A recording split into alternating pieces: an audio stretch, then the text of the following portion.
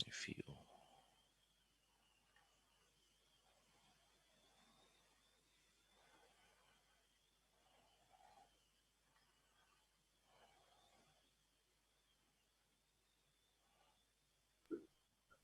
Kok bisa Min begitu Min? Elunya kecil gitu ya? Amin kok posisinya bisa begitu, gimana caranya ya?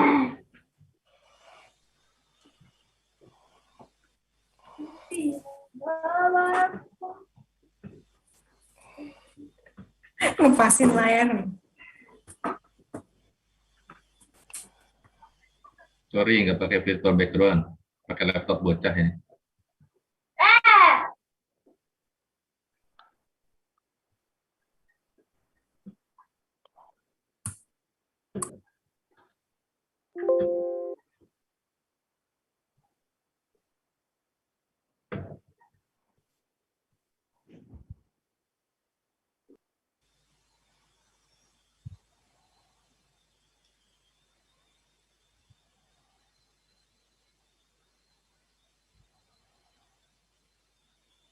Nggak ada suara lu Min. Ke-mute masih. Baru 50% ini. 50% di grup ya.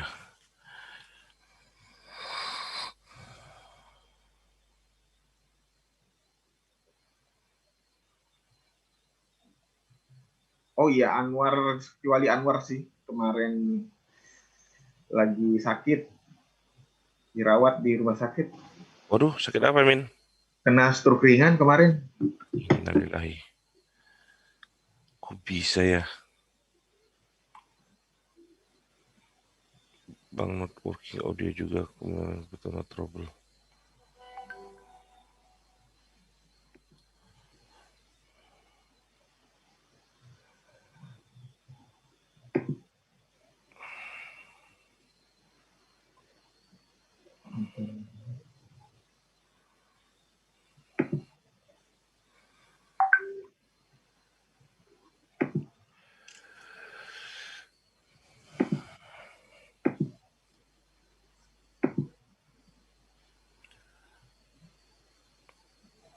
Ini lihatnya bagaimana sih?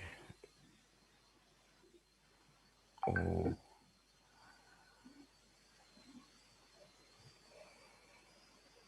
Udah lumayan, tapi berapa orang? 1, 2, 3, 4, 5.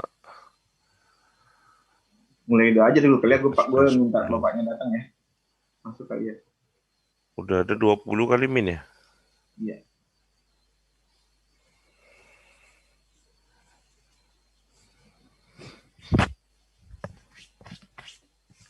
Wah, ini nanti hang. Tuh kan udah panas.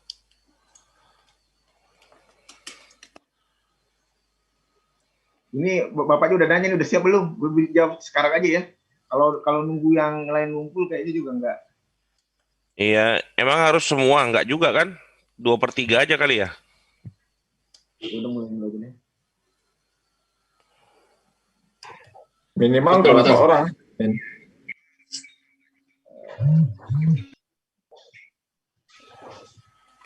Minimal berapa orang yang dipersyaratkan? 20 gitu ya, kalau 20 cukup? mudah-mudahan sih. Enggak. Udah 20 nih. Takutnya semua anggota itu diminta hadir di acara ini. Gue nggak ngerti sih. Kayaknya nggak mungkin deh. Enggak sih.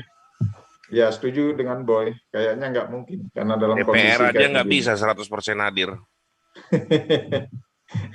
Padahal tugas utama ya. Iya, tugasnya cuma gitu padahal itu. Itu sampingan. Ini sampingan. Sampingan diminta 100%. Iya, nggak mungkin. Pokoknya kita jalan lah semaksimal mungkin yang sudah diusahakan. Udah luar biasa lah.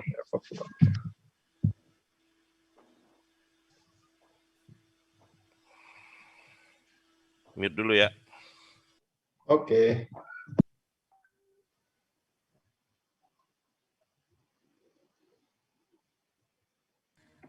Ada yang monitoring YouTube ya, udah gue streaming guys. Oke. Di Gue tadi ini gue lagi bangun OBS-nya dulu nih, mudah-mudahan sih live streamingnya bagus nih. Assalamualaikum Di, apa kabar Di?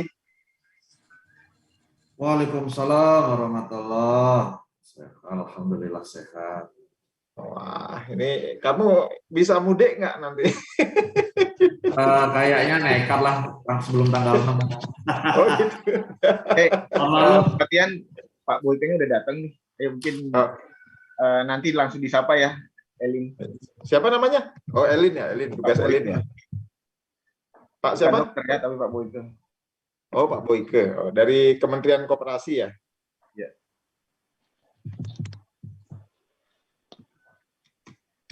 Selamat siang Pak Boyke. Selamat datang di acara rapat penyuluhan pendirian Koperasi Alumni Universitas Telkom. Selamat siang Bapak, Ibu semuanya. Selamat siang Pak Boyke. Siang Pak Boyke. Siang Pak. Pak Boyke. Bentar ya Pak, saya lagi siap-siap dulu. Ya, monggo. Tapi suaranya kedengaran ya Pak? Jelas? Jelas Pak. Oh iya Pak. Ya Pak.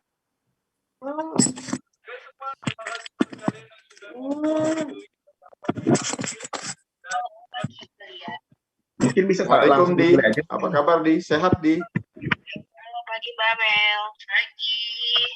Gimana Mbak? Pagi Mbak Nuh, Mbak. Sehat semua? Sehat, alhamdulillah. Gimana lancar Mbak puasa pertama? Insya Allah.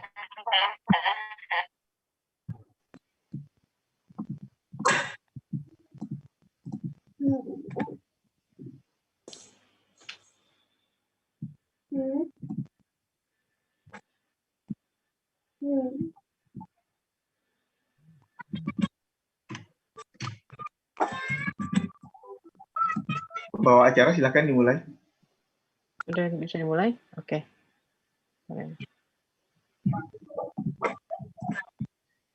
Assalamualaikum warahmatullahi wabarakatuh.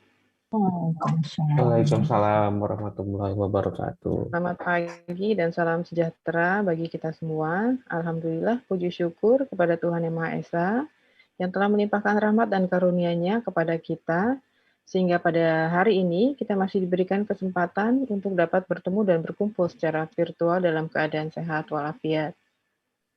Bertepatan dengan awal Ramadan, pada hari ini, Selasa 13 April 2021, akan dilaksanakan penyuluhan koperasi secara online oleh perwakilan Kementerian Koperasi dan UKM Republik Indonesia dalam rangka pendirian Koperasi Alumni Universitas Telkom. Sebelumnya, perkenalkan saya Elin Fitria selaku MC yang akan memandu jalannya acara pada pagi hari ini.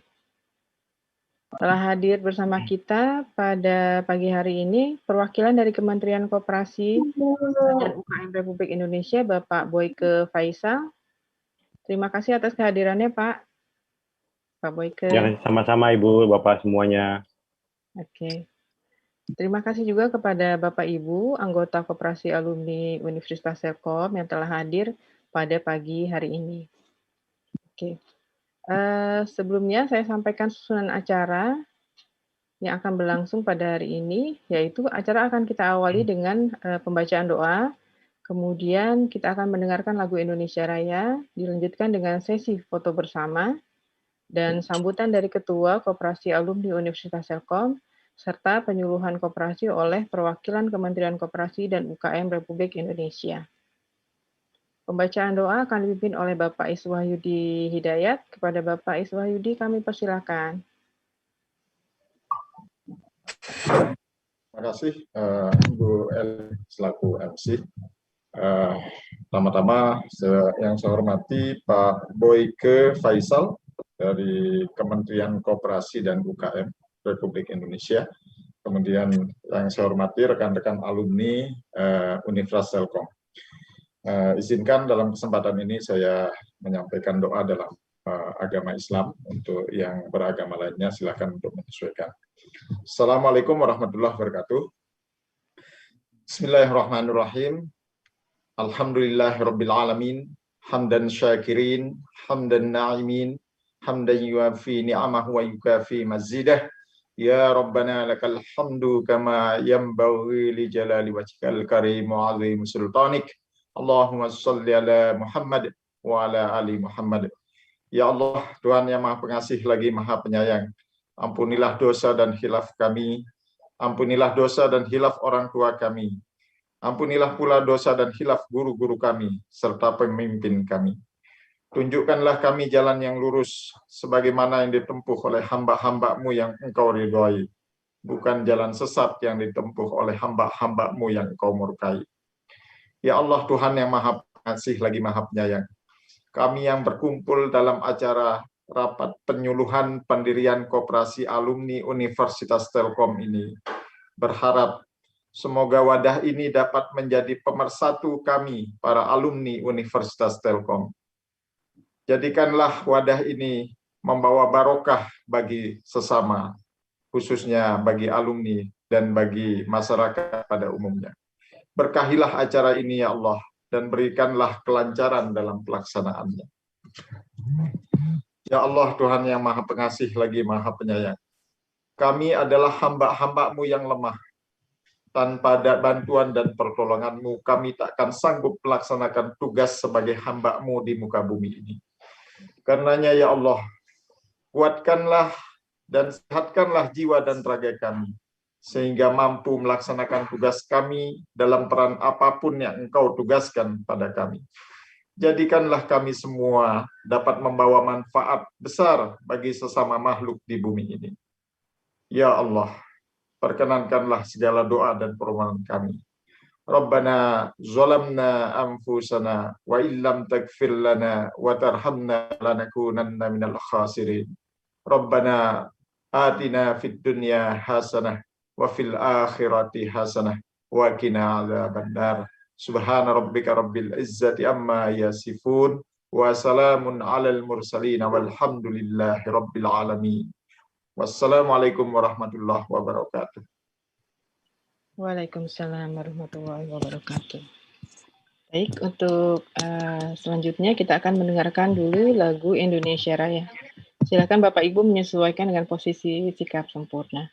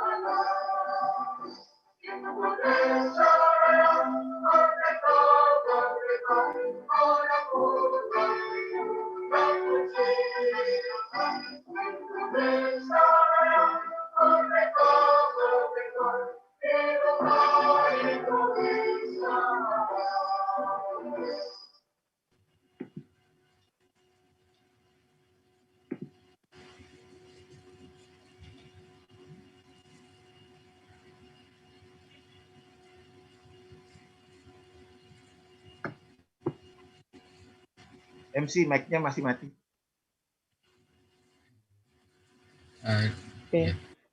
Selanjutnya kita akan melakukan sesi foto bersama dulu sebelum kita masuk ke acara inti. Jadi Bapak Ibu silakan untuk menyalakan kameranya. Ini kita ada berapa slide?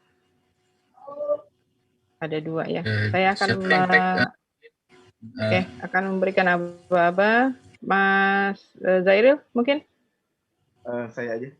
Oke, Oke. saya coba ya. Boleh di depan kameranya, Fajar Nugroho belum open kamera, boleh dibantu. Ini ada 2 screen, oke, thank you.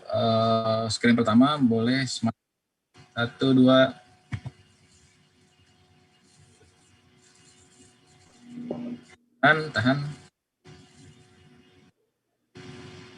Tahan, sebentar. Oke, kita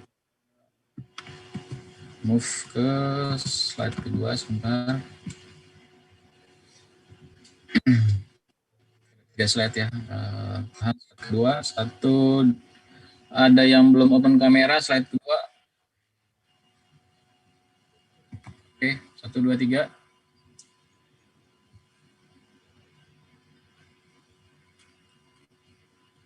Oke, tahan. Sebentar. Kita masuk ke slide ketiga. Oke, sebentar ya. Tahan, slide ketiga. Ya, oke. Thank you. Elin, saya kembalikan. Baik ya. Thank you, Mas Daryl. Oke.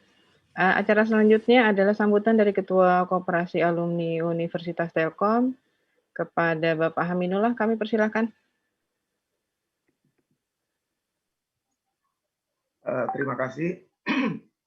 Selamat pagi. Assalamualaikum warahmatullahi wabarakatuh. Waalaikumsalam warahmatullahi wabarakatuh. Yang saya hormati Bapak Boyke dari Kementerian Koperasi dan UMKM. Yang saya hormati teman-teman pengurus, pengawas, serta seluruh anggota Koperasi Alumni Universitas Telkom. Pada kesempatan hari ini, izinkan saya untuk melaporkan kondisi koperasi kita. Ya, jadi sampai dengan per kemarin, total alumni yang sudah bergabung ada 38 alumni dari berbagai angkatan dan jurusan, dan modal awal kita terkumpul sebesar Rp63.100.000. Modal ini berasal dari simpanan wajib, simpanan pokok, dan simpanan khusus anggota. Koperasi ini berdomisili di Jalan Danau Laut Tawar, Blok A 69, Bendungan Hilir, Jakarta Pusat. Sesuai dengan rapat kita sebelumnya, kita telah memilih pengurus dengan susunan sebagai berikut. Yang pertama, ketua, saya sendiri, Haminullah. Wakil ketua pertama yang akan mengurus bagian pengembangan usaha, Bapak Purnomo. Selanjutnya, wakil ketua 2 yang akan mengurus bagian keanggotaan, Bapak Iswahyudi Hidayat. Sekretaris, Ibu Elin Fitria. Bendahara, Bapak Seril Hakim. Selanjutnya, susunan Dewan Pengawas. Ketua, Muhammad Iwan Zainuri. Anggota, Bapak Hendrik Kustian, Bapak Dodi Hermawan, dan Bapak Andrian Nursin.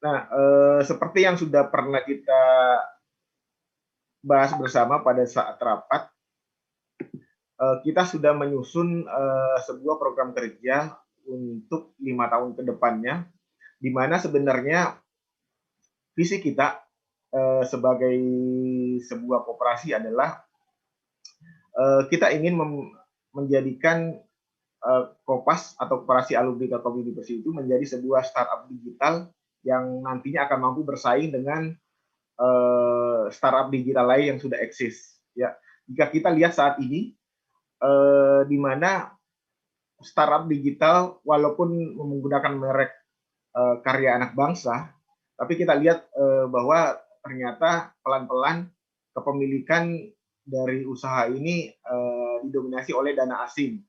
Ya, bisa kita lihat pada startup yang sudah mencapai taraf tinggi. Nah, sementara kita akan coba membangun dari sisi yang lain, ya. Kita membangun dengan kebersamaan dengan berbasis ekonomi kerakyatan, yaitu dari seluruh teman-teman yang ada di Telkom University. Dalam hal ini adalah alumni. Nah, tahapan pembangunan kita yang pertama di tahun ini kita masih merintis untuk usaha kerjasama dengan Telkom Coffee Jakarta untuk pembukaan cabang. Kita juga akan merintis pembuatan core sistem koperasi. Di tahun ini kita mentargetkan bisa merekrut 200 anggota sampai akhir tahun. Di tahun berikutnya, kita akan mencoba membangun marketplace tahap pertama. Tahap pertama ini adalah khusus untuk internal koperasi. Jadi kita berharap teman-teman alumni yang punya produk ya bisa menjual produk-produknya di marketplace kita ini.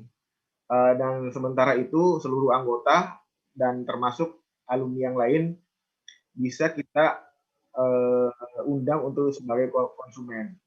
Nah, pada tahun ini juga kita akan coba merancang beberapa unit usaha digital seperti penjualan pulsa elektronik baik pulsa Telkom maupun PLN. Juga kita akan merintis untuk pembayaran pasca bayar serta akan mencoba menjajaki unit usaha baru yaitu peternakan domba. Kenapa kita menjajaki peternakan domba? Ini untuk melihat potensi alumni kita yang mungkin 50% lebih itu ada di daerah Jabodetabek dan kebanyakan dari mereka adalah Muslim dan biasanya setiap tahun itu punya kebutuhan untuk melakukan kurban. Jadi ini merupakan sebuah potensi yang besar untuk mensuplai kebutuhan kurban buat alumni minimal 1 tahun sekali mereka bisa membeli di peternakan kita. Nah, target anggota di tahun ini adalah 1.000 anggota. Selanjutnya di tahun 2003 kita akan mengembangkan produk digital lain seperti penjualan tiket pesawat, kereta api, travel ini yang misalnya travel Jakarta Bandung ya kayak X-Trans. Kita akan coba menjajaki untuk ikut jualan tiket di sana. Terus untuk pembentukan unit usaha juga kita harapkan bisa membuka lagi unit usaha Telkom Coffee di tempat lain. Mungkin kita bisa membuka di Bandung ya. Walaupun di Bandung sendiri adalah pusatnya, tapi di pusat kotanya mungkin bisa kita jajaki untuk membuka cabang. Target anggota pada tahun ketiga adalah 2.500 anggota. Saya pikir ini tugas dari ketua dua ini cukup berat, ya. Nah, tapi kita berharap, ya, target ini sebenarnya nggak muluk-muluk. Kita berharap setelah pandemi berakhir, insya Allah kita akan membuka stand khusus di kampus pada saat wisuda berlangsung. Sebagai informasi, pada wisuda beberapa hari yang lalu, jumlah wisudawan itu ada 1.400, ya. Dan total wisudawan sekarang itu, total lulusan sekarang itu ada lebih dari 50.000 yang tersebar di seluruh tanah air dan beberapa negara. Selanjutnya di tahun keempat, kita akan mencoba untuk pembangunan marketplace tahap kedua, di mana kita akan membuka pintu eksternal. Kalau tadinya kita hanya uji coba di internal saja selama kurang lebih 3 tahun pertama, maka di tahun keempat ini kita akan menjajaki untuk mencoba melibatkan pihak luar. Jadi sellernya bisa dari luar, juga pembelinya juga bisa dari luar. Walaupun pada tahap awal ini beberapa unit usaha kita itu juga memang mentargetkan tidak hanya anggota untuk menjadi konsumen, tapi sudah mentargetkan seluruh masyarakat. Misalnya yang unit usaha kopi ini, ya tentu saja target kita nggak terbatas pada alumni, tapi sudah termasuk masyarakat di sekitar kampus, terutama yang bekerja di industri telekomunikasi. Selain itu, kita akan mencoba mengembangkan produk digital. Kalau awalnya itu kita targetnya cuma menjadi reseller atau tangan kedua. Nah, pelan-pelan di tahun keempat ini kita akan melihat mana yang memiliki potensi pemasukan yang besar. Kita akan coba apply sebagai main distributor. Nah, keuntungan jika kita main distributor, selain bisa menjual langsung ke anggota, kita juga bisa menjual B2B, ya. Kita bisa menjual ke pihak lain yang baru mulai usaha, sehingga pendapatan kita nggak ditunjang dari B2C, tapi udah B2B juga. Di tahun yang keempat ini kita akan coba menjajaki pembentukan unit usaha coffee value di Surabaya, atau mungkin kota lain yang nanti akan kita pilih berdasarkan survei. Selanjutnya di tahun kelima kita akan memasuki tahap pengembangan produk digital yang kedua untuk menjadi distributor.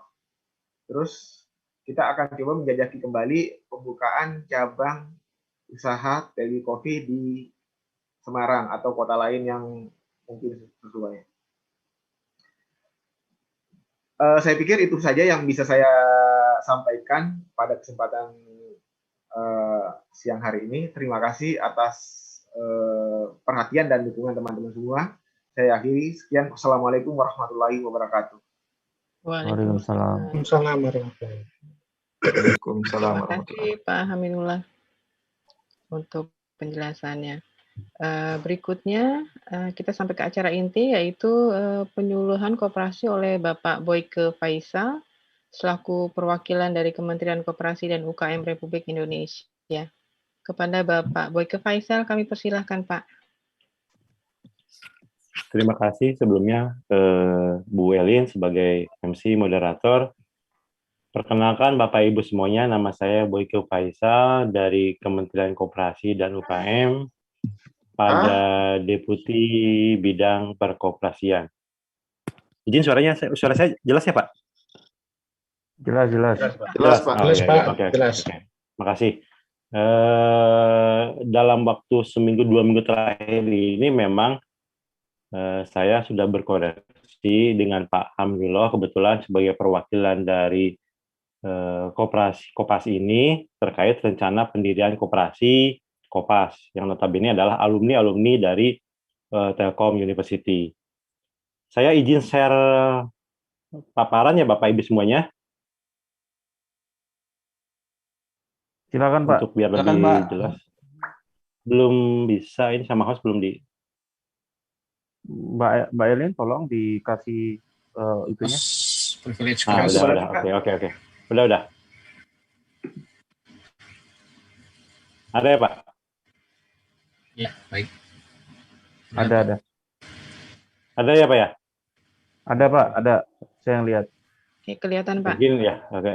Saya nanti peringkas saja lah, mungkin nggak semua disampaikan. Yang penting yang poin-poin yang utama saja terkait pembentukan koperasi.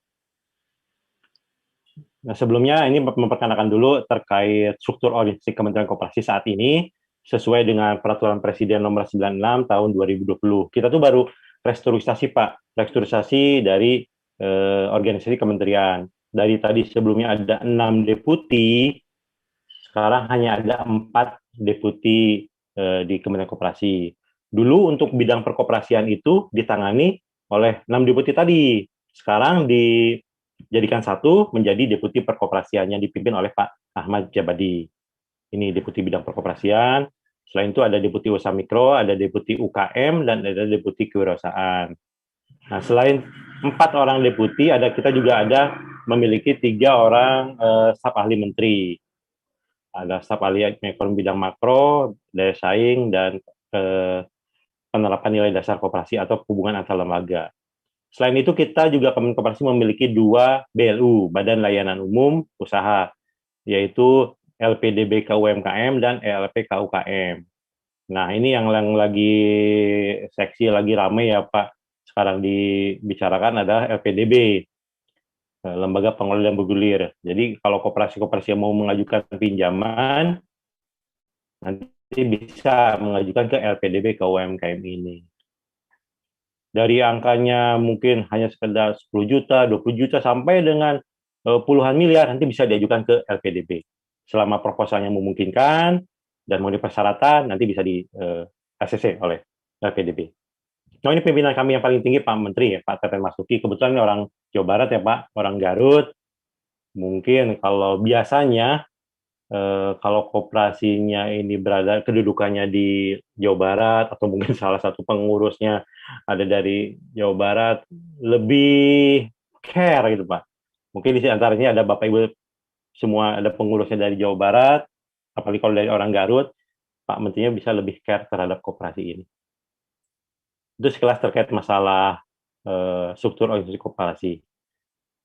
Yang kedua, terkait landasan hukum dari koperasi itu sendiri. Yang pertama ya undang-undang. Undang-undang yang sekarang berlaku ada Undang-Undang 25 92. Terus selanjutnya ada Undang-Undang 23 2014 tentang Pemda dan Undang-Undang 11 2020 tentang Cipta Kerja. Sebelumnya di tahun 2012 kita juga punya undang-undang baru Pak, Undang-Undang Perkoperasian, tapi itu dibatalkan oleh MK sesuai amar putusannya kembali sementara ke Undang-Undang 25 92. Nah, sekarang kita lagi pembahasan lagi terkait undang-undang baru tersebut. Nah, yang paling terbaru adalah Undang Cipta Kerja. Di dalam Undang Cipta Kerja juga ada 4 poin penting terkait koperasi. Jadi koperasi diberikan kemudahan. Yang pertama adalah dalam pendiriannya. Kalau dulu bentuk pendirian koperasi minimal 20 orang. Nah, sekarang cukup 9 orang. Di sini kan ada kurang lebih kalau di peserta ada 22 orang ya Pak. Ini sudah memenuhi syarat. Lebih dari 9 orang. Untuk koperasi primer minimal 9 orang. Yang kedua di Undang-Undang Cipta Kerja juga terkait masalah kemudahan adalah penyelenggaraan rapat anggota. Rapat anggota boleh dilakukan secara daring dan luring.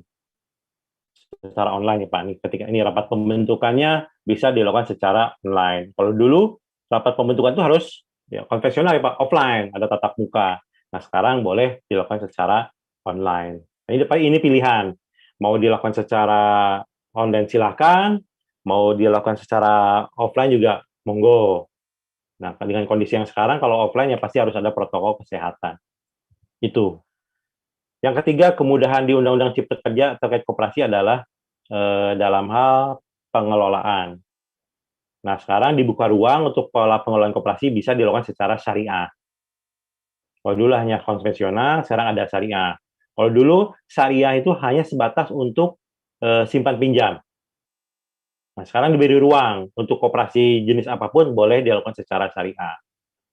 Aturannya sudah ada, jadi di dalam Undang-Undang Cipta Kerja ini. Cantolannya sudah ada dasar hukumnya. Yang keempat, terkait masalah kemudahan di Undang Cipta Kerja adalah terkait pencatatan keanggotaan. Kalau dulu kan pencatatan keanggotaan masih manual, Pak. Tercatat di dalam buku daftar umum anggota koperasi. Yang namanya buku ya buku konvensional ya Pak yang dicetak itu. Nah, sekarang bisa dilakukan secara elektronik pencatatan keanggotaan tersebut. Yang paling mudah ya secara computerized, dibuat mungkin secara Excel, itu mungkin yang paling sederhana. Tapi kalau Bapak bisa membuat aplikasi terkait masalah keanggotaan itu lebih bagus. Saya yakinlah kalau di alumni Telkom University kan basisnya IT ya Pak, teknologi informasi. Kalau untuk membuat aplikasi sangat mudah lah.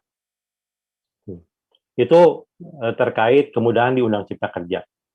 Mungkin yang lain peraturan-peraturan lainnya ini bisa Bapak baca. Ini nanti bahannya saya bisa share ke Pak Ketua Pak Hamin untuk dapat dipelajari. Yang paling penting adalah undang-undang ini.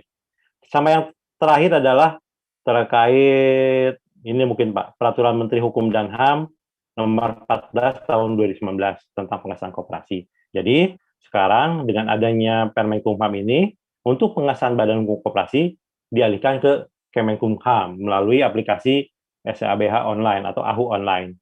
Baik itu pendirian, perubahan anggaran dasar atau pembubaran, pengesahannya ada di AHU online tersebut. Yang menandatangani adalah Dirjen AHU. Kalau sebelumnya masih di Kementerian Koperasi. Sekarang sudah dialihkan dari bulan September tahun 2019.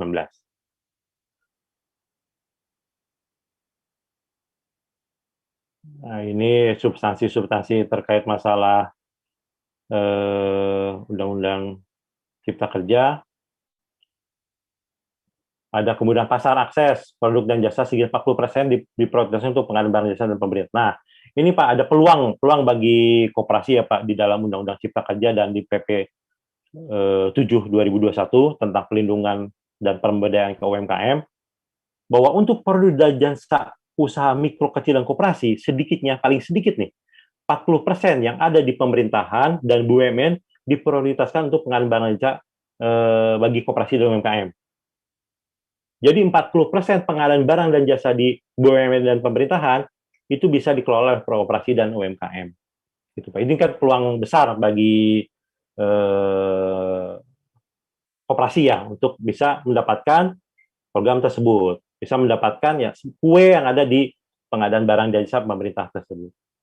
Ini peluang yang sangat besar menurut saya dan menjadi tantangan bagi gerakan koperasi. Apakah bisa mengambil peluang yang ada sesuai di PP 7 2021 ini.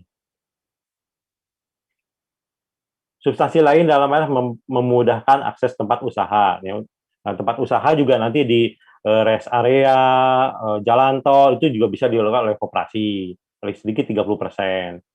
Nah, dengan ada undang-undang Cipta Kerja, semua diberikan kemudahan terkait masalah koperasi. Ini kemudahan pendirian tadi sudah, 9 orang. Pengolahan juga bisa dilakukan secara konvensional dan syariah, bisa dilakukan daring dan luring untuk rapat anggotanya. Nah, mungkin ini saya lanjut aja langsung ke bentuk-bentuk badan hukum koperasi, bentuk badan hukum di Indonesia. Bentuk badan hukum di Indonesia ada 4. Koperasi ya diatur oleh Undang-Undang 592, PT diatur 40 2007, Yayasan 28 2004, dan Perkumpulan 17 2013. Ini dari 4 bentuk badan hukum di Indonesia hanya ada 2 yang boleh melakukan usaha, yaitu koperasi dan PT.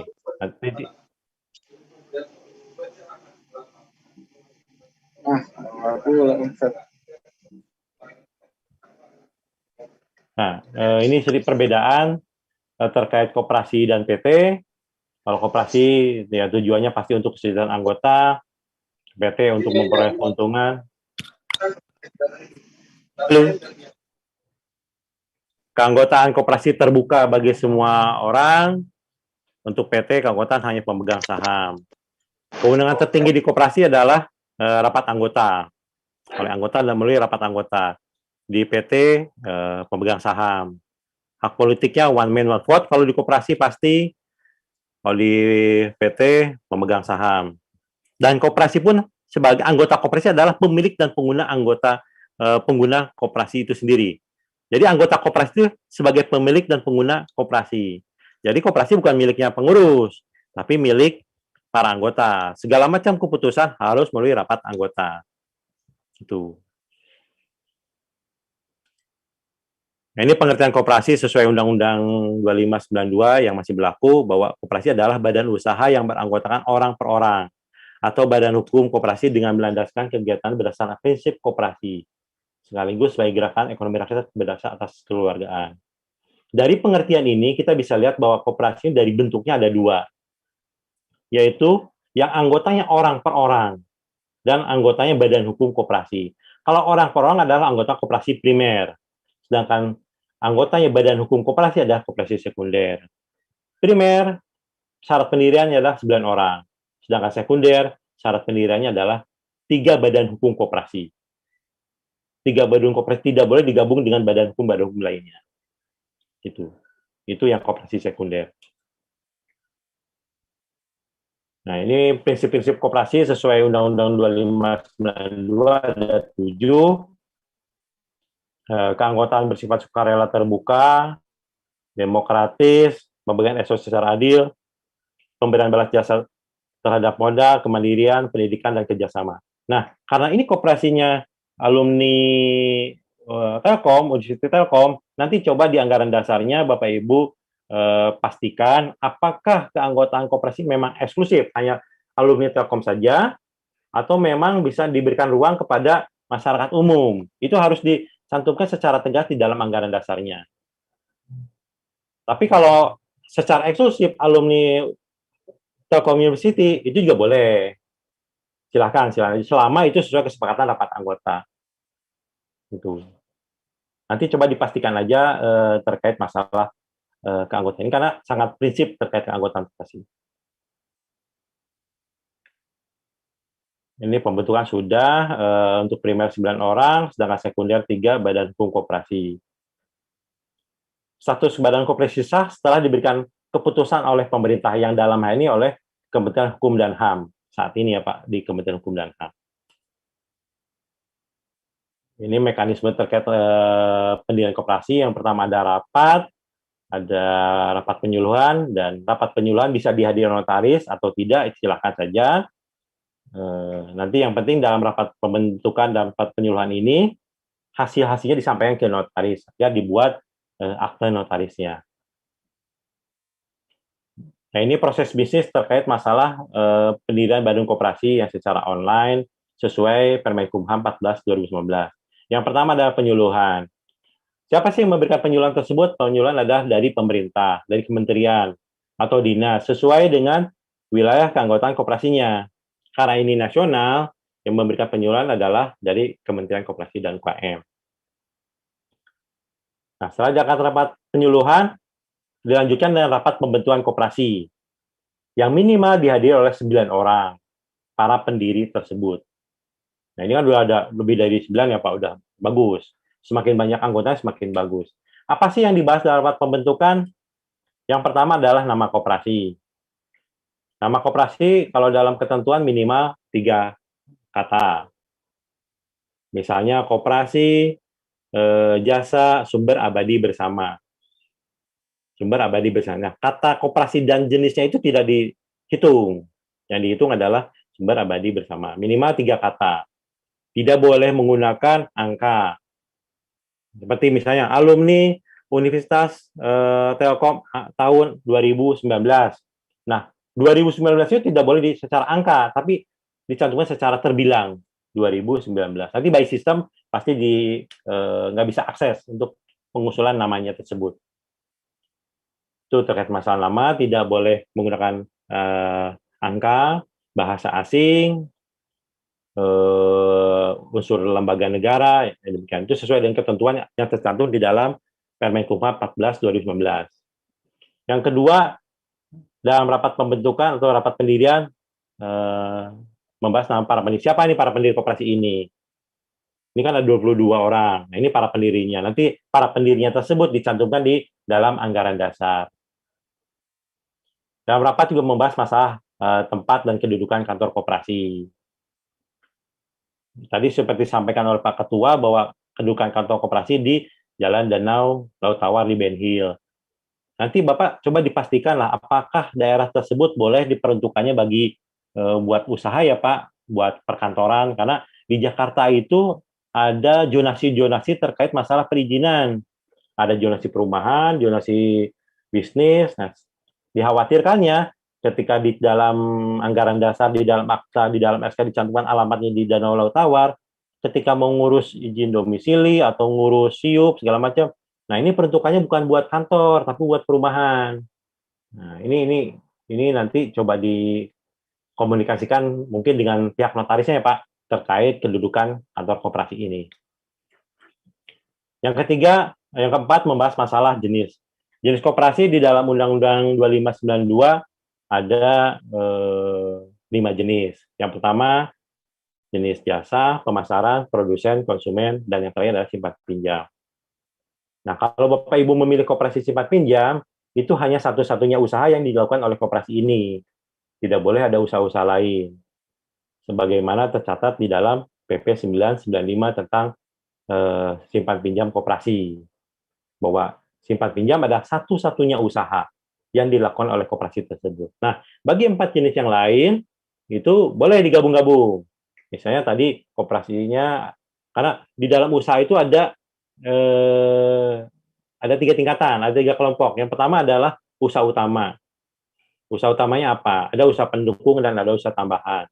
Nah, usaha utama ini merefer ke dalam jenis koperasi. Misalnya, kalau usaha utamanya toko, berarti masuk ke jenis konsumen. Nah, kalau usaha toko, jenis konsumen, nah di bawahnya boleh ada digabung dengan jenis produsen. Misalnya, tadi ada peternakan domba, kan itu masuk ke produsen. Itu boleh digabung-gabung. Ada jasanya juga, jasa travel, tadi tiketing, itu juga dimungkinkan. Bagi 4 jenis koperasi ini sangat fleksibel. Untuk koperasi produsen, konsumen, jasa, dan pemasaran sangat fleksibel untuk pengaturan usahanya, Pak. Tapi kalau udah memilih usaha utama simpan pinjam, itu hanya satu-satunya usaha. dilakukan oleh koperasi.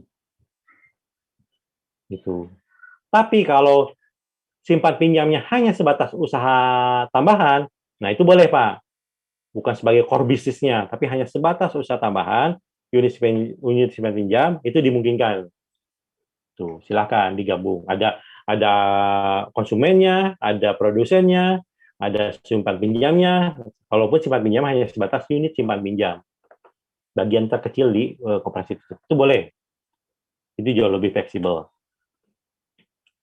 Itu terkait masalah jenis koperasi. Nah, yang kelima dalam rapat pembentukan membahas masalah jangka waktu.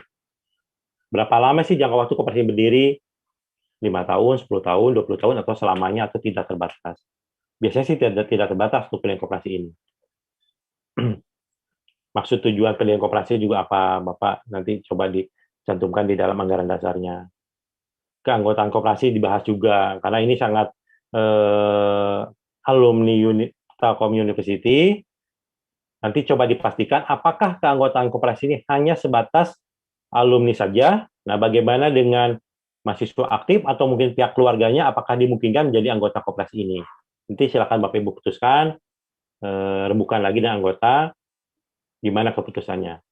Yang penting selama sesuai kesepakatan aja. Kalau memang benar-benar hanya alumni Telkom University, ya silakan aja. Tapi nanti dicantumkan di dalam anggaran dasarnya. Selanjutnya membahas masalah perangkat organisasi koperasi. Perangkat organisasi koperasi adalah yaitu rapat anggota, pengurus, dan pengawas. Tadi sudah ditentukan pengurusnya Pak Aminullah.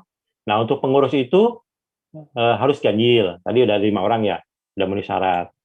Minimal 3 orang. Jangka waktu kepengurusan maksimal 5 tahun. 5 tahun. Bisa 5, maksimal 5 ya, 5, 4, 3, silakan. Silakan Bapak Ibu putuskan sendiri. Bisa dipilih ke periode berikutnya lagi. Bisa dipilih periode berikutnya lagi. Tidak ada batasan untuk koperasi. Nah, untuk pengawas itu tidak ada ketentuan sebenarnya. Boleh 1, 2, 3, 4, ya silakan. Kita ada ketentuannya. Silakan Bapak Ibu rembukan. Tadi ada 4 orang ya. Ini udah memenuhi syarat sebenarnya. Untuk pengawas. Nah, untuk struktur di bawahnya kan tadi ada ketua, sekretaris, bendahara. Nah, apabila Bapak Ibu mau memakai istilah lain juga boleh. Misalnya pakai istilah direktur, ya boleh-boleh saja. Karena di dalam undang-undang hanya mengatur terkait masalah pengurus. Turunan ke bawahnya, silakan Bapak Ibu buat sendiri. Mau pakai istilah direktur, istilah mungkin manajer, atau komisaris, itu boleh-boleh saja. Presiden koperasi Telkom University boleh-boleh aja Pak, silakan. Sudah ada beberapa koperasi yang menggunakan istilah presiden. Di Tangerang ada koperasi besar tuh, Koperasi Benteng Mikro Indonesia, istilahnya diganti nih Presiden Koperasi Benteng Mikro Indonesia. Kan keren ya Pak. Itu terkait masalah perangkat organisasi koperasi. Selanjutnya membahas modal koperasi. Kalau modal koperasi di dalam Undang-Undang 25 dibagi jadi 2, ada modal sendiri, ada modal pinjaman. Nah, untuk modal sendiri terdiri dari simpanan pokok, simpanan wajib, hibah, dan dana cadangan. Nah, bagaimana untuk modal awal koperasi? Nah, kalau dalam ketentuan modal awal koperasi hanya berasal dari simpanan pokok, simpanan wajib, dan atau hibah. Hibah ya kayak donasi ya Pak. Jadi ya diberikan dari seseorang, nanti tidak kembali ke yang bersangkutan. Nah, untuk simpanan pokok, untuk setiap anggota nilainya semua sama. Semuanya sama, nilainya sama. Berapa? Silakan putuskan. 100.000, 500.000, 1 juta, 5 juta. Yang penting sesuai dengan kemampuan para anggotanya. Kemampuan anggotanya. Ya memang dari pemerintah kita tidak ada batasan, berapa batasan minimal atau batasan maksimal terkait besaran simpanan pokok. Tapi yang terpenting adalah sesuai kemampuan para anggotanya. Gimana caranya agar anggotanya itu dimungkinkan jadi anggota koperasi ini. Kalau modal awal simpanan pokoknya sebesar 10 juta atau 50 juta, nah itu kesempatan menjadi anggota koperasi sangat sulit. Itu. Yang ya make sense lah. Kalau 1 juta mungkin masih dimungkinkan ya Pak, masih bisa. 500.000, yang penting selama sesuai kemampuan para anggota. Itu untuk simpanan pokok. Nilainya semua anggota sama. Nah, bagaimana simpanan wajib? Simpanan wajib itu adalah yang dibayar secara periodik. Biasanya orang membayar setiap berbulan. Tapi sebenarnya bisa aja per triwulan, per semester, atau sesuai kebutuhan para anggotanya. Itu sesuai ketika koperasi membutuhkan, koperasi membuka simpanan wajib, itu boleh-boleh aja. Nah, pada dasarnya simpanan wajib itu boleh berbeda. Saya hanya bisa sanggup simpanan wajibnya per bulan 50.000 ya 50.000. Tapi Pak Haminullah bisa sampai 500.000 ya silakan. Boleh berbeda, tapi nanti perhitungan di SAU-nya pasti lebih tinggi. Itu terkait modal awal atau modal sendiri koperasi.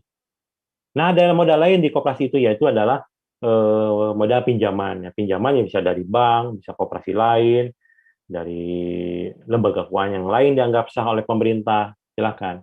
Nah, untuk pinjaman ini biasanya koperasi setelah berdiri, setelah badan hukumnya keluar. Pinjaman dari RPDB, yang dari BRU Kementerian tadi, itu juga boleh. Tapi SK badan hukumnya sudah ada dulu. Jadi sudah terbentuk koperasinya. Nah, tidak menutup kemungkinan koperasi pun mendapatkan modal penyertaan. Silakan. Kalau koperasi bisa mendapatkan modal penyertaan dari investor juga boleh. Itu namanya modal penyertaan, nanti ada pembagiannya. Gimana cara pembagiannya? Apakah 50-50 atau 60-40 atau 70-30? Nanti si modal penyertaan dibuat perjanjiannya antara koperasi dengan si pemberi modal perjanjian. Itu juga dimungkinkan. Terus dalam rapat pembentukan juga membahas masalah bidang usaha. Nah, kalau bidang usaha sekarang harus sesuai dengan KBLI, klasifikasi baku lapangan usaha di Indonesia. Jadi BPS mengeluarkan kode-kode khusus terkait usaha-usaha yang dijalankan oleh PT, koperasi, dan yang lainnya. Ya, ada 5 digit kode angka KBLI tersebut. Nanti silakan Bapak cek, kayak peternakan domba, ini cocoknya nih ke KBLI nomor berapa. Tadi ada penjualan tiketing, nah ini termasuk ke kode KBLI berapa. Ada sektor-sektornya, ada kurang lebih ada 21 sektor kategori di KBLI tersebut. Nanti di slide saya di paling bawah ada nih terkait kategori-kategori tersebut. Nah, ini untuk pengelolaan. Seperti saya bilang, pengelolaan bisa secara konvensional dan syariah. Nah, kalau syariah, apabila nanti Bapak mau dilakukan koperasi, mau melakukan pola-pola secara syariah, nanti di dalam anggaran saya dicantumkan tentang Dewan Pengawas Syariah. Nah, Dewan Pengawas Syariah tersebut sedikitnya memiliki rekomendasi dari MUI setempat, atau lebih bagus memiliki sertifikat dari DSN MUI, si DPS-nya tersebut. Kalau koperasinya dilakukan secara pola pengelolaan secara syariah. Itu. Ini pilihan. Silakan Bapak Ibu bukan mau melakukan secara konvensional boleh, secara syariah juga silakan. Gitu. Digabung atau konvensional dan syariah apakah dimungkinkan? Bisa saja. Misalnya koperasinya sektoril, koperasi jasanya konvensional, tapi unit simpan pinjamnya dilakukan secara syariah, itu boleh. Tapi kalau unit simpan pinjam dilakukan ada 2 pola pengelolaan, itu dilarang. Unit simpan pinjam dilakukan secara konvensional dan syariah, ini nggak boleh. Untuk USP, pilih salah satu, mau dilakukan secara syariah atau secara konvensional. Itu. Nah, dalam rapat juga membahas masalah SAU. Kalau SAU itu di dalam undang-undang hanya ada 4 yang tercantum. Yang pertama dibagikan kepada anggota, yang kedua untuk pendidikan, yang keempat untuk sosial, keempat dana cadangan. Tapi silakan Bapak Ibu mau mencantumkan untuk yang lainnya, misalnya untuk pengurus, untuk karyawan, atau untuk para pendiri karena udah menginisiasi pendirian koperasi, mendapatkan privilege lebih lah, mendapatkan persentase SAU di koperasi ini, boleh-boleh aja, silakan. Selama sesuai kesepakatan rapat anggota. Dan besaran persentase silakan Bapak Ibu rembukan sendiri. Pemerintah tidak bisa intervensi terkait masalah besaran persentase SAU tersebut. Kalau dari rata-rata, kalau untuk dibagikan para anggota sama dana cadangan, pasti itu besar. Kalau rata-rata ya Pak, di koperasi-koperasi lain, untuk dibayar anggota antara 20-40%. Cadangan juga antara 20-40%. Untuk pendidikan biasanya kecil, antara 5%. Sosial juga 5%. Itulah kalau di koperasi-koperasi lain. Pengurus juga boleh mendapatkan persentase SAU selama itu sesuai kesepakatan rapat anggota. Terus dalam rapat juga membahas masalah ada perubahan anggaran. Nah, koperasi itu boleh melakukan perubahan anggaran dasar. Apabila nanti dalam berjalannya waktu mau menambah bidang usaha, ya boleh, silakan, nanti ada perubahan anggaran dasar. Nah, di dalam anggaran itu juga harus cantumkan terkait masalah pembubaran. Rumusan-rumusan terkait pembubaran koperasi. Silakan kalau nanti dalam hal jalannya waktu, wah sudah tidak bisa berjalan lagi, koperasi boleh bubarkan melalui rapat anggota. Dan ada sanksi dan peraturan khusus. Ini poin-poin dalam rapat pendirian koperasi. Nah, ini kesemuanya ini nanti dikemas, dibuat dalam anggaran dasar, dibuat dalam berita acara. Nah, berita acara tersebut disampaikan dibuat anggaran dasarnya.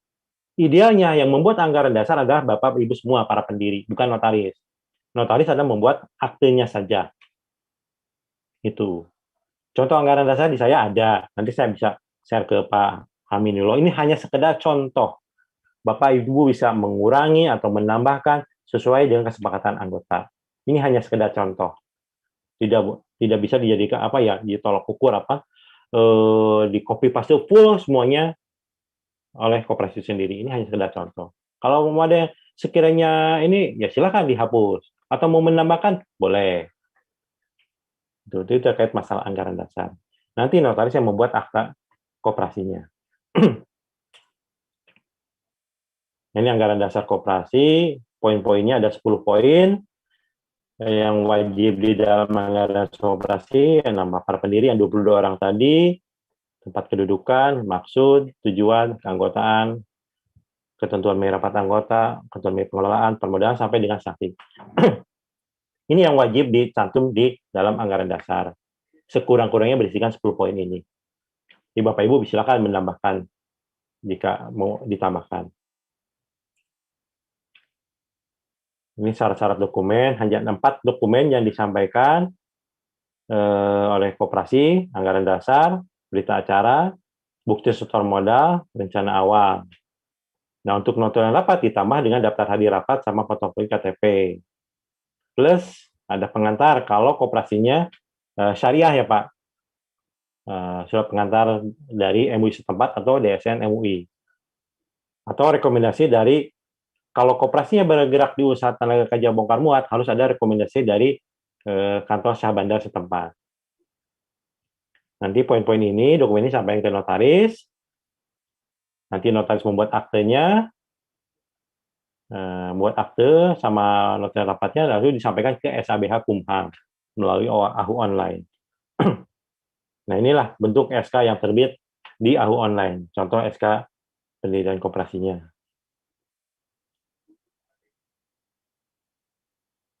Ini tadi seperti saya sampaikan bahwa wilayah keanggotaan koperasi dibagi 3.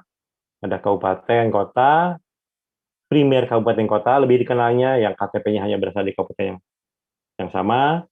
Ada lintas kabupaten kota pada provinsi, atau lebih dikenalnya primer provinsi. KTP-nya sudah lebih dari 1 kabupaten kota, misalnya dari Jakarta Selatan sama Jakarta Pusat, masuk ke primer provinsi DKI. Dan yang ketiga adalah lintas provinsi atau primer nasional. Anggotanya, KTP-nya sudah lebih dari 1 provinsi. Dari DKI sama Jawa Barat, ini udah masuk ke nasional. Ini bentuk koperasi ada 2, ada primer dan sekunder. Primer 9 orang, sekunder 3 badan koperasi. Ini contoh koperasi sekunder, namanya bisa induk, bisa pusat, bisa gabungan. Kalau Bapak Ibu mendengar ada induk koperasi, pusat koperasi, atau gabungan, itu nama koperasi sekunder. Anggotanya adalah primer koperasi. Ini sebagai contoh, Inkut ya, yang mungkin yang paling besar, koperasi sekunder saat ini. Anggotanya ada Puskut Jabar, ada Puskut Jatim, ada Puskut Sumbar, ada Puskal Sulut, banyak nih Pusutnya, cuma saya cantumkan 3 aja. Di Pusku Jabar ada anggotanya KUDA, KUDB, KUDC. Pusku juga sekunder. Ini sekunder nasional, ini sekunder provinsi, nah ini primernya yang ada di kabupaten kotanya. Nah, untuk kopri sekunder ada tambahan dokumen, yaitu yang paling utama adalah melampirkan NPWP koperasi primer tersebut yang aktif. Itu bagi koperasi sekunder. Nanti kita cek NPWP tersebut apakah sudah aktif atau belum aktif, dalam hal ini sudah lapor dan bayar ke kantor pajak setempat. Nah, ini jenis koperasi yang tadi saya jelaskan, ada 5, jasa, pemasaran, konsumen, produsen, sifat pinjam. Sifat pinjam bisa dilakukan konvensional, syariah. Nah, sekarang ini semua koperasi boleh dilakukan secara syariah, Pak, sebenarnya. Sesuai undang-undang yang terbaru ya. Jasa bisa syariah, pemasaran bisa syariah, konsumen syariah, sifat pinjam apalagi bisa syariah. Ini terkait jenis koperasi, ada 5 jenis koperasi yang ada di Indonesia. Ini untuk pola pengelolaan, syariah dan konvensional. Kalau syariah harus ada rekomendasi dari DSN MUI, rekomendasi dari MUI setempat minimal, sekurang-kurangnya. Lebih bagus memiliki sertifikat dari DSN MUI. Nah, ini untuk terkait masalah modal. Kalau KSP, simpan pinjam, kita ada aturan modal minimal. Tingkat kabupaten, 15 juta. Tingkat primer provinsi atau lintas kabupaten kota, 75 juta. Dan untuk nasional adalah 375 juta. Itu terkait modal minimal untuk KSP, sebagaimana tercantum dalam Permen 15/2015. Nah, bagaimana dengan jenis yang lain? Nah, ini kalau untuk jenis yang lain, ini tidak ada ketentuan modal minimal. Kalaupun ada, kalau ada usaha tambahannya unit simpan pinjam, itu harus menyisihkan modalnya 15 juta untuk USP tersebut. Nah, kalau ada USP-nya 15 juta, berarti harus ada usaha utama dan usaha pendukung harus lebih besar dari usaha tambahan tersebut. Ini baik nasional, kabupaten, atau provinsi. Kalau simpan pinjam hanya tercantum dalam usaha tambahan minimal 15 juta. Ini untuk USP-nya. Ini tadi udah jelaskan terkait masalah modal koperasi. Ya, ada 2, modal sendiri sama pinjaman. Tidak menutup kemungkinan ada modal penyertaan. Ini terkait masalah SAU. Ini sebagai contoh aja ya Pak, ini sebagai ilustrasi. SAU yang dibayar pada anggota 50%. Untuk dana cadangan 30%. Dana pendidikan 10%. Ini ada yang kurang nih, dana sosial yang.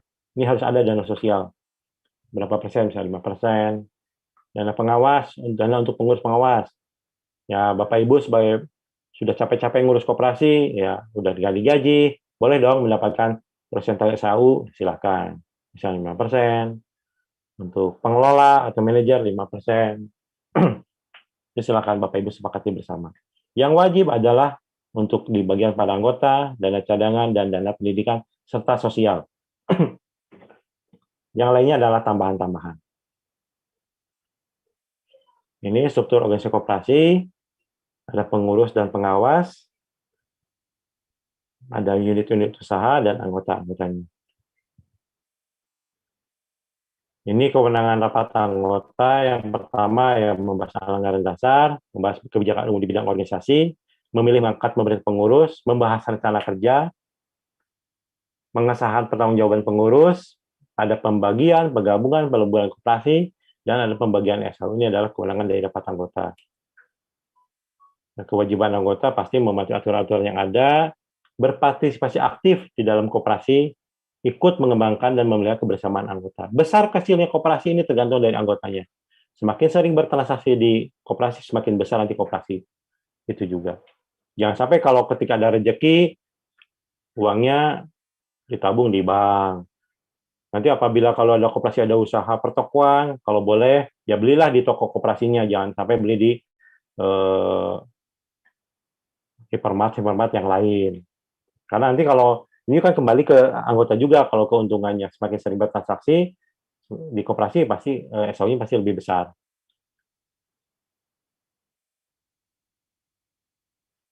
Ini terkait masa pengurus. Pengurus dipilih dari anggota dalam rapat anggota.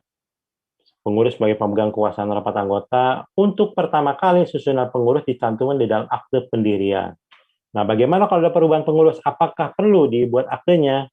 Sebenarnya di dalam ketentuan tidak wajib. Yang wajib kalau ada perubahan pengurus dilaporkan ke kementerian. Gitu.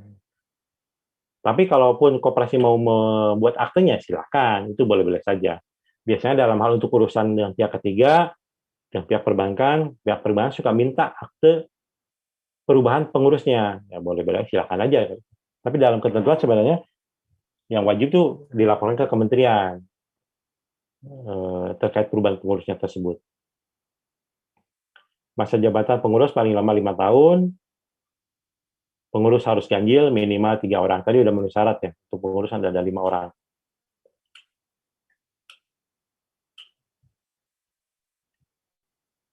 Pengurus dapat pengelola. Ini apabila Bapak Ibu mungkin ada kesibukan di usaha di pekerjaan yang lain, tidak menutup kemungkinan pengurus mengangkat pengelola atau manajer koperasi.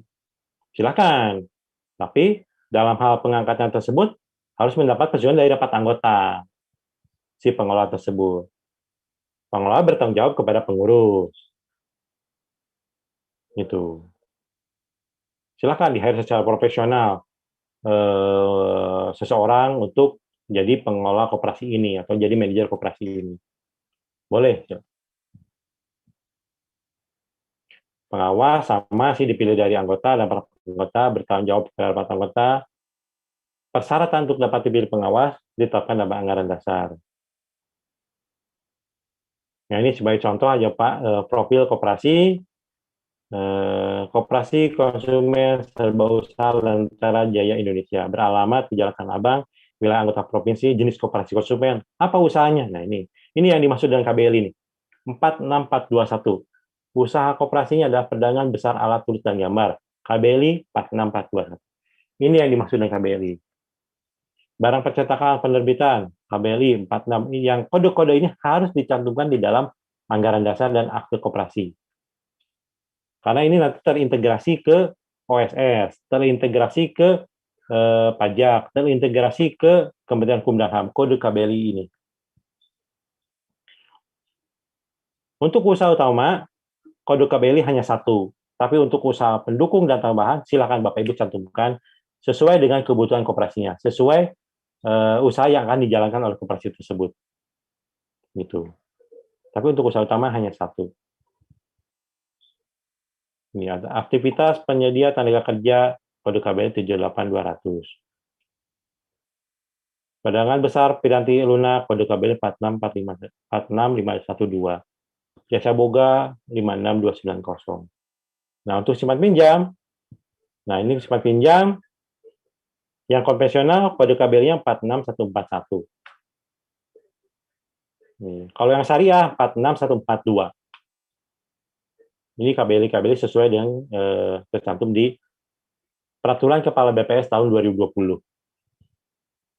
Ini pembagian usaha utama, usaha pendukung, usaha tambahan. Usaha utama memang hanya 1, usaha pendukung boleh silakan cantumkan Bapak Ibu sesuai kebutuhan. Saya ini hanya contohnya sebagai satu saja. Demikian juga usaha tambahan, saya cantumkan hanya 1, tapi pada dasarnya boleh dicantumkan lebih dari 1. Sesuai dengan yang akan dijalankan oleh koperasinya. Ini kategori KBLI, ada kurang lebih 21 kategori. Ini pertanian kategori A, ada pertambangan B, real estate di kategori L. Nah, untuk simpan pinjam masuk ke kategori K, di aktivitas keuangan dan asuransi. Salah satunya termasuk simpan pinjam. Ini kategori K. Kesenian hiburan kategori S. Ini kategori-kategori yang ada di KBLI. Mungkin demikian Bapak Ibu semuanya yang dapat saya sampaikan. Mohon maaf apabila kekurangan. Ini contoh-contoh koperasi besar di Indonesia. Yang tadi koperasi besar di dunia, ini koperasi besar di Indonesia. Nah, ini kan Kisel nih salah satu koperasi besar di Indonesia yang termasuk ke dalam 300 koperasi besar di dunia. Koperasi Kisel, koperasi karyawan Telkomsel. Karena ini Universitas Telkom sama Kisel mungkin ada kaitannya kali Pak. Kalau Bapak Ibu mau ya studi banding bisa nih ke Kisel. Kantornya di Pasar Minggu. Ini salah satu koperasi besar Indonesia yang masuk ke 300 koperasi besar di dunia. Segala macam kebutuhan yang ada di Telkomsel dikelola oleh Kisel. Dari pengadaan chip, BTS, sampai segala macam ini oleh koperasi Kisel itu sendiri. Ya, Seulandang Tipo di Kalimantan Barat, koperasi Astra, KWSG, Semen Gresik di Sidoarjo, koperasi besar. Ini di Benteng Mikro, seperti saya jelaskan. Ini koperasi Kopun di Purwokerto, ini koperasi mahasiswa tadinya, tapi sekarang menjadi besar, sampai sudah memiliki lebih dari 5 minimarket besar di Purwokerto dan Banyumas. BUMT Sidogiri, koperasi pondok pesantren yang sangat besar juga. Dan ini paling besar koperasi Kospin Jasa di Pekalongan. Mungkin demikian Bapak Ibu semua yang dapat saya sampaikan. Untuk lebih lanjut mungkin nanti bisa secara diskusi, ada kurang-kurangnya. Mohon maaf sebelumnya, saya serahkan ke Ibu Moderator sama Pak Ketua, Pak Hamdah. Terima kasih sebelumnya. Baik, terima kasih untuk penyuluhannya Pak Boyke. Mungkin untuk selanjutnya kita buka dengan sesi tanya jawab ya Pak ya. Saya izin minum dulu ya Bu ya. Boleh, silakan. Enggak dong puasa. Kirain. Silakan Bapak Ibu jika ada pertanyaan. Elin refleks nih Elin. Namanya Boyke ya. Sakanya orang Manado. Baru hari saya orang pertama Bandung masih lupa. Ya, orang Bandung asli Bu, saya juga Bu. Oh, orang Bandung. Oh, iya. Oke. Pantes Sundanya masih kerasa. Kelihatan ya. Siapa yang mau bertanya bisa open mic. Saya Pak Boyke Zairil. Oh, monggo silakan Pak. Ya, terima kasih Pak Boyke atas penyuluhannya nih. Tadi menarik ya untuk pembahasan KBLI. Ya. Mungkin kita masih awam ataupun ada beberapa teman yang udah mengerti kan KBLI itu. Cuma tadi untuk KBLI pertama kita harus inisiasi di koperasi itu, saya lihat tadi cukup banyak tuh. Apakah kita harus ada minimum requirement lah ya untuk berapa banyak KBLI yang apply gitu loh, Pak Boyke. Iya. Thank you Pak Boyke. Ya, kalau di dalam ketentuan, kalau kan usaha koperasi itu dibagi 3 ya Pak. Ada usaha utama, ada usaha pendukung, ada usaha tambahan. Nah untuk usaha utama, ini hanya 1 kode KBLI. Hanya 1 kode KBLI. Silakan Bapak Ibu sepakati bersama, kira-kira apa yang cocok, yang pas, yang sesuai koperasi yang dijalankan oleh koperasi ini ya Pak, usaha yang dijalankan koperasi. Nah untuk usaha utama, usaha pendukung dan usaha tambahan, silakan sebanyak-banyaknya. Tapi yang akan dijalankan oleh koperasi, jangan sampai kode KBLI yang mengawang-awang ya Pak, yang kira-kira nggak mungkin dijalankan oleh koperasi. Silakan. Mau 10, mau 20, itu boleh-boleh saja sebenarnya Pak. Itu. Tidak ada batasan. Tapi kalau saya dapat masukan dari Kumham, kalau boleh nih, jangan terlalu banyak-banyak deh untuk kode KBLI, karena nanti di server mereka akan berat katanya. Gitu sih Pak. Informasi dari Kumham demikian. Tapi kalau selama sesuai ketentuannya silahkan aja kalau mau banyak juga ya Pak. Kan di ketentuan tidak dibatasi. Itu sih Pak. Boleh-boleh aja sebanyak-banyaknya Pak. Pak Boyke. Ya. Artinya gini, pada saat nanti kita mau register koperasi kita nih, itu minimum 1 KBLI. Dalam perjalanan kita mau nambah KBLI boleh ya berarti? Nah, berarti ada perubahan anggaran dasar. Ada mekanisme perubahan anggaran dasar koperasi. Ya. Makanya ini harus diputuskan Pak, karena awal ya. Iya. Betul. Kalau nanti ada perubahan anggaran dasar kan ada akte lagi Pak, biaya lagi ke notaris, gitu ya Pak. Nah, jadi sekarang yang pentingnya di dalam rapat pembentukan tuh ini, coba pastikan KBLI mana yang kira-kira akan dijalankan oleh koperasi. Ini gitu Pak. Harus serius ya Pak. Gitu. Ya. Nanti bisa di searching ya di website oss.co.id terkait kode-kode KBLI tersebut. Gitu Pak. Baik. Terima kasih Pak Boyke.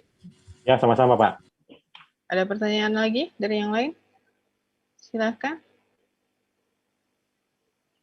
Lewat Kayaknya chat. ada yang nanya di chat. Di chat, Iya. Bu Elin, ada yang tanya. Boleh, di boleh. chat. Mungkin Dari bisa Mas dibacain. Agus.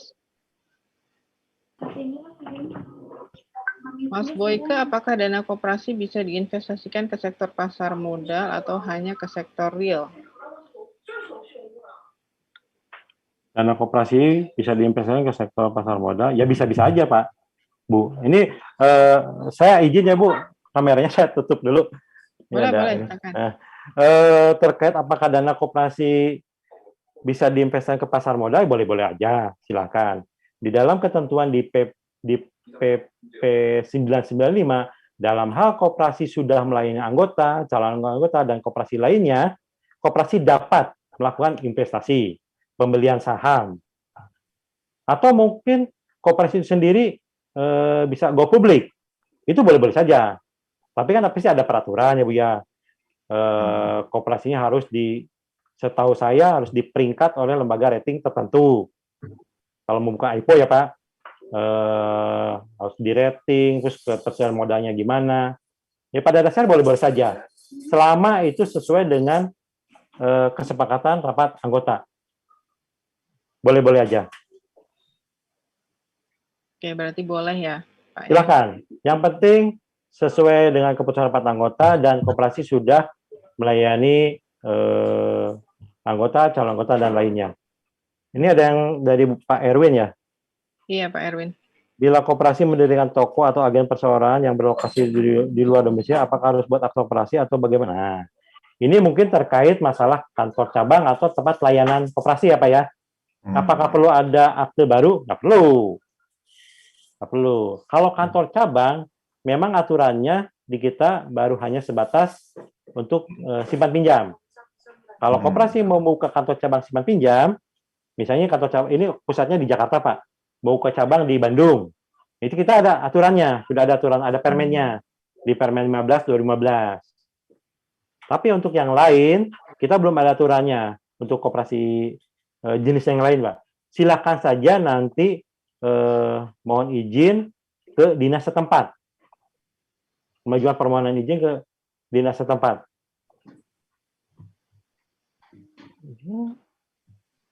Itu harus izin ke dinas setempat bahwa kami akan membuka kantor cabang di daerah tersebut. Itu sih Pak. Pada dasarnya boleh-boleh aja.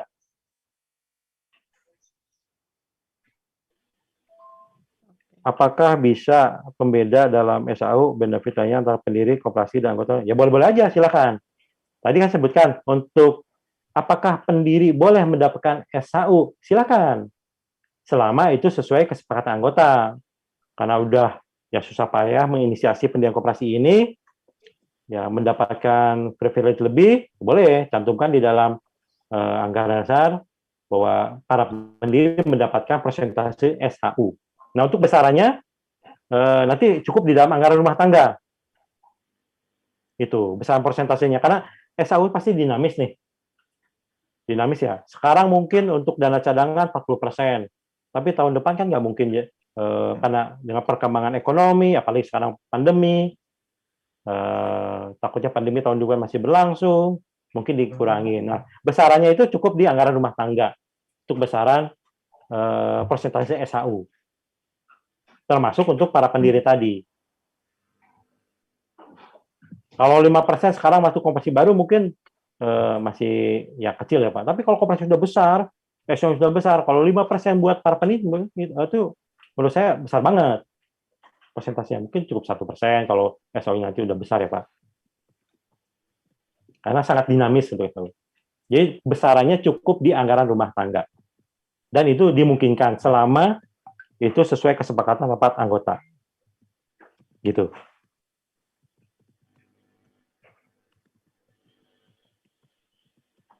Oke, cukup jelas ya Mas Erwin ya. Ya. Ada lagi kah yang mau bertanya?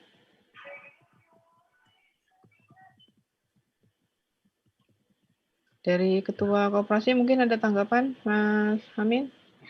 Oh iya, saya mau tanya tentang jenis koperasi. Tadi kan dijelaskan ada koperasi jasa, konsumen, produsen, dan simpan pinjam.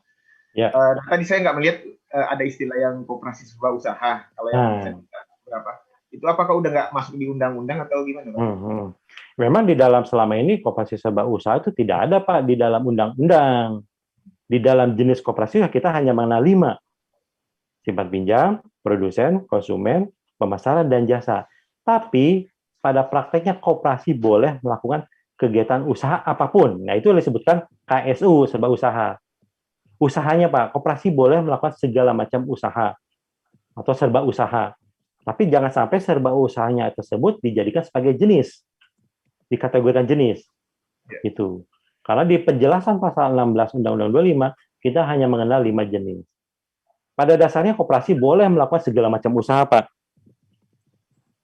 Koperasi itu boleh memonopoli sebagaimana cantum di dalam Undang-Undang Anti Monopoli. Yang terkecualikan dari praktek monopoli adalah koperasi. Itu. Koperasi boleh sebenarnya monopoli kalau sesuai Undang-Undang Anti Monopoli, Pak, tahun 99. Tapi koperasi boleh melakukan segala macam usaha. Jadi kan digabung-gabung ya, Pak. Yang ada jenisnya jasa, pemasaran, produsen, konsumen. Ini usaha utama Bapak misalnya tadi apa ya tadi ya? Kopi, toko. Terus ada perdagangan. Usaha utamanya ada perdagangan. E-commerce ya, boleh. Gitu. Silakan aja. Boleh digabung-gabung itu, Mas. Sebenarnya kategorinya kan serba usaha. Iya. Gitu. Tapi jangan sampai serba usaha tersebut dijadikan jenis ya, dikategorikan jenis. Berarti dipilih yang paling dominan ya? Iya, itu.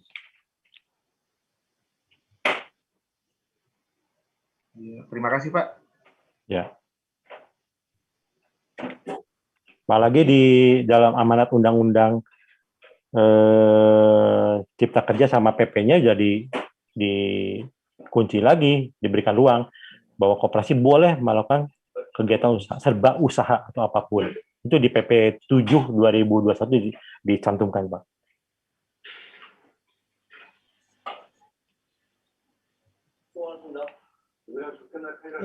Ada lagi yang lain?